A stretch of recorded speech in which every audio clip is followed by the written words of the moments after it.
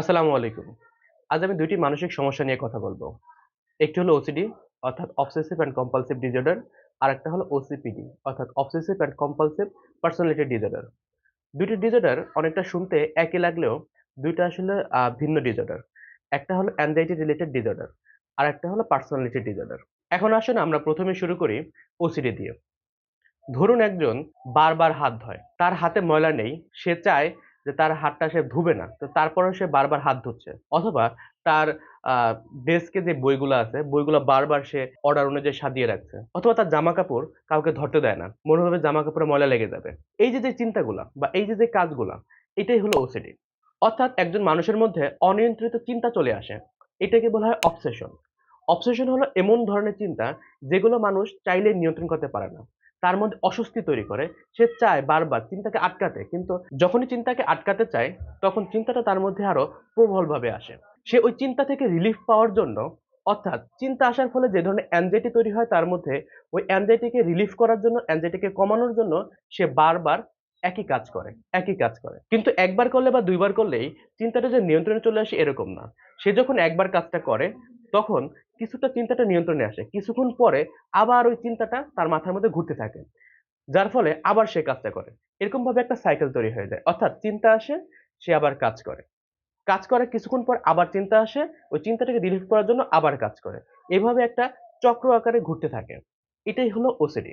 ওসিডিকে আমরা ৩ টে ভাগে ভাগ করতে পারি। একটা হলো checking obsession and compulsion disorder, ২ number order obsession and compulsion disorder, ৩ number repetition obsession and compulsion disorder. ১ম এ আসি checking obsession and compulsion disorder. যাদের মধ্যে এই ধরনের অবসেশন অ্যান্ড কম্পালশন থাকে, তারা বারবার দরজা চেক করে, জানালা চেক করে যে জানালা ঠিকমতো লাগিয়েছে কিনা বা দরজা দিয়ে চোর আসবে কিনা। এই ধরনের একটা ভয় তাদের মধ্যে সবসময় কাজ করে। এই ভয়কে আ কমানোর জন্য বা এই ভয় থেকে মুক্তি পাওয়ার জন্য বারবার তারা দরজা জানালা চেক করে। অনেক সময় এরকম হয় গ্যাসের চুলা বারবার চেক করে যে গ্যাস চালু আছে কিনা বা আগুন লেগে যাবে কিনা। এই ধরনের চিন্তাগুলো তার মধ্যে চলে আসে। অনেক সময় এরকম হয় যে মানি ব্যাগ বা ওয়ালেট বা পার্স বারবার চেক করে যে তার মোবাইল ঠিক আছে কিনা বা মোবাইল চুরি হয়ে গেল কিনা, আ টাকা কি আসলে ঠিকভাবে আনছে কিনা, টাকাগুলা কি আসলে যত টাকা আনার কথা সেই টাকাগুলো আনছে কিনা। এই ধরনের চিন্তা তার মধ্যে বারবার চলে আসে। ২য় টাইপটি হলো order obsession and compulsion disorder. যারা এই রোগে আক্রান্ত হয়, তারা সাধারণত সবকিছু একটা নির্দিষ্ট নিয়মে গুছিয়ে রাখতে পছন্দ করে। যদি তারা একটা নির্দিষ্ট নিয়মের বাইরে বা যদি দেখে অগুছলতা, সেক্ষেত্রে তাদের মধ্যে এক ধরনের অস্বস্তি তৈরি হয়।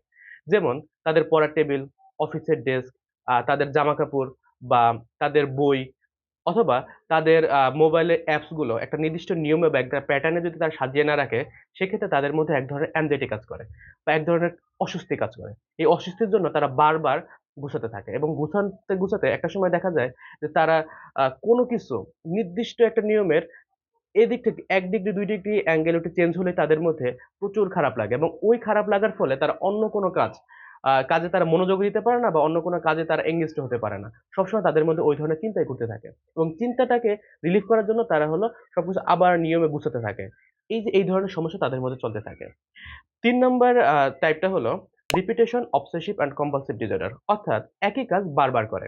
যেমন বারবার হাত ধোয়, বারবার অজু করে বা বারবার বিভিন্ন ধর্মীয় যেই আচার অনুষ্ঠান সেগুলো বারবার করতে থাকে। আবার যেকোনো একটা কাজ ১০ বার, ১৫ বার বা ২০ বার না করলে তার মধ্যে এক ধরনের অস্বস্তি কাজ করে। অর্থাৎ তাদের মধ্যে একটা প্যাটার্ন তৈরি হয়ে যায়। তারা যদি ১০ বার একটা কাজ করে তাহলে তাদের মধ্যে একটা রিলিফ কাজ করে বা ১৫ বার একটা কাজ করলে তাদের মধ্যে রিলিফ কাজ করে। যেমন ওয়াশরুম থেকে বের হওয়ার পরে তাকে ৫ বার সাবান দিয়ে হাত ধুতে হবে। যদি ৫ বার যদি সাবান দিয়ে হাত না ধোয় তাহলে তার মধ্যে মনে হবে যে আমার হাতে হয়তোবা জীবাণু লেগে আছে অথবা আমি হলো বিভিন্ন ধরনের রোগে ভুগবো। এই ধরনের সমস্যাগুলো তাদের মধ্যে ঘটতে পারে। তবে ওসিডি বিভিন্ন রূপে দেখা দিতে পারে। যেমন ধর্ম বা ধর্মীয় গ্রন্থ নিয়ে বিভিন্ন ধরনের বাজে মন্তব্য আসা বা বাজে চিন্তা আসা। অনেক সময় এরকম হয় সৃষ্টিকর্তা বা ধর্মীয় গ্রন্থ নিয়ে আ কনফিউশন তৈরি হওয়া, সৃষ্টিকর্তাকে নিয়ে বা যারা হিন্দু ধর্মে আছে দেব-দেবীকে নিয়ে বিভিন্ন ধরনের নোংরা চিন্তা চলে আসে তাদের মধ্যে। এবং এই চিন্তাগুলোকে তারা কোনোভাবেই নিয়ন্ত্রণ করতে পারে না। তারা চায় যে এই চিন্তাগুলো যাতে তাদের ভেতর না আসুক।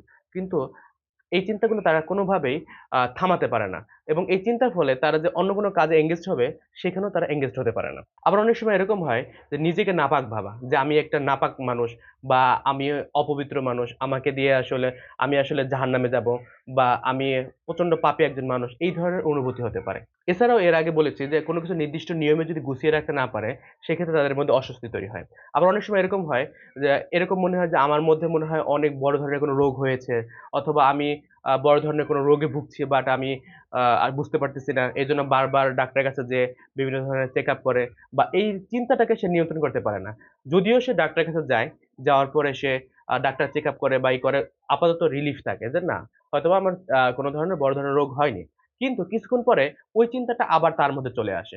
আবার এরকম হয় পরিবার বা পরিবারের বিভিন্ন সদস্যদের নিয়ে প্রচন্ড অশ্লীল চিন্তা আসে, এবং এই অশ্লীল চিন্তাগুলো সে চাইলেও কোনোভাবেই থামাতে পারে না। সে নিজেকে তখন অপরাধী ভাবতে থাকে যে আমি হয়তোবা প্রচন্ড পাপী, এইজন্য আমি এই ধরনের চিন্তা করতেছি। এই ধরনের চিন্তা তো অন্য মানুষের মধ্যে আসে না।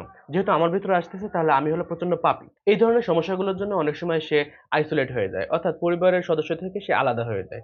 কিন্তু এটাও এক ধরনের OCD-র লক্ষণ। যারা OCD-তে ভোগে তারা মনে হবে তারা হয়তোবা একমাত্র ব্যক্তি যে এই ধরনের সমস্যায় ভুগছে। কিন্তু আসলে না। বিভিন্ন কালচার ভেদে দেখা যায় যে ২ থেকে ৩% মানুষ এই ধরনের সমস্যায় ভোগে। এই সংখ্যাটা কিন্তু কম না, অনেক বড়। অর্থাৎ প্রতি ১০০ জন মানুষের মধ্যে ২ থেকে ৩ জন মানুষ এই ধরনের সমস্যায় ভোগে। আপনি যদি আপনার চারপাশে যদি লক্ষ্য করেন, দেখবেন হয়তোবা আপনার চারপাশেই আপনার কাছের কেউই এই OCD-তে ভুগছে। কিন্তু তারা আসলে এক্সপোজ করে না, বা তারা আসলে জনসম্মুখে বলে না যে এই ধরনের সমস্যাগুলো তার মধ্যে আছে। আমরা যেমন শারীরিক সমস্যাগুলো মানুষের সাথে শেয়ার করি। যে আমার ডায়াবেটিস আছে, বা আমার হার্টের সমস্যা আছে, অথবা আমার চোখের সমস্যা আছে, অথবা আমার কানের সমস্যা আছে। এই ধরনের সমস্যাগুলো যেমন আমরা শেয়ার করি, ঠিক একইভাবে মানসিক সমস্যাগুলো সাধারণত মানুষ শেয়ার করে না। এজন্য আপনি বুঝতেছেন না। আসলে এই ধরনের সমস্যাগুলো যদি আপনি মানুষের কাছে শেয়ার করেন, বা আপনি যদি একজন সাইকোলজিস্ট, সাইকোথেরাপিস্ট অথবা একজন ডক্টরের সাথে শেয়ার করেন, সেক্ষেত্রে এই ধরনের সমস্যা থেকে মুক্তি পাওয়া সম্ভব। তবে অনেকে জানেই না যে OCD এক ধরনের সমস্যা, বা OCD এক ধরনের মানসিক সমস্যা। এটির একটি চিকিৎসা আছে। সাধারণত OCD-র জন্য ২ ধরনের চিকিৎসা পদ্ধতি ব্যবহার করা হয়। একটি হলো মেডিসিন, আরেকটা হলো সাইকোথেরাপি। একজন OCD পেশেন্টের জন্য ২ ধরনের চিকিৎসা পদ্ধতি গ্রহণ করা বাধ্যতামূলক।